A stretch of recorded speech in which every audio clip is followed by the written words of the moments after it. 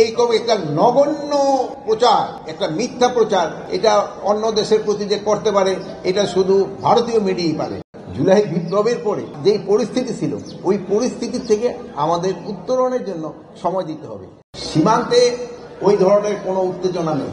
সীমান্ত অন্যান্য সময়ের মতোই একই অবস্থা চলছে। তো আপনারা জানেন যে ভারতীয় মিডিয়া অপপ্রচার চালাচ্ছে, এরা বাংলাদেশ সম্বন্ধে অপপ্রচার চালাচ্ছে। এটার জবাব কিন্তু আপনারা দিতে পারেন সত্যি ঘটনা প্রকাশ করে। এটা ভারতের একটা কি বলবো মানে এইরকম একটা নগণ্য প্রচার, একটা মিথ্যা প্রচার, এটা অন্য দেশের প্রতি যে করতে পারে এটা শুধু ভারতীয় মিডিয়াই পারে, অন্য কোনো দেশের মিডিয়া মনে হয় এরকম পারে না। এটার প্রতি উত্তর আপনারা সত্যটা প্রকাশ করে আপনারা দিবেন।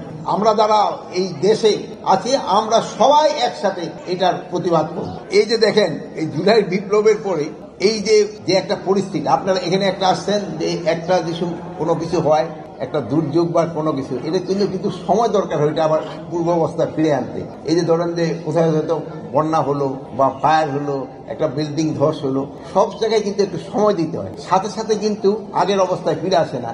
যেমন আগুনটা নির্মাণ হয়ে গেল, বিল্ডিংটা আবার সে আগের অবস্থায় ফিরে আসবে না। এটার জন্য কিছু সময় দিতে হবে। আপনারাও জানেন জুলাই বিপ্লবের পরে যে পরিস্থিতি ছিল ওই পরিস্থিতি থেকে আমাদের উত্তরণের জন্য সময় দিতে হবে। আগে যে ওই সময় যে পরিস্থিতি ছিল ওর থেকে কি আরো উন্নতি হচ্ছে না? বলেন আপনারা, হয়েছে কি হয়েছে না? হচ্ছে। তা আপনারা বলতেছেন ওর চেয়ে উন্নতি হচ্ছে, তা আস্তে আস্তে আরো উন্নতি হবে।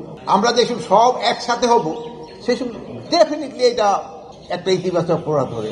আপনারা দেখেন যে অনেক সময় ভাইরা যে সময় একটু থাকে, আবার একসাথে যে সব হয়ে যায়, এটাতে খুবই একটা ইতিবাচক দিক। আমরা একটা কোনো সমস্যা আমরা সবাই একসাথে কাজ করব, সবাই একসাথে এটার প্রতিবাদ করব, এটা তো খুবই ভালো দিক, খুবই ভালো দিক।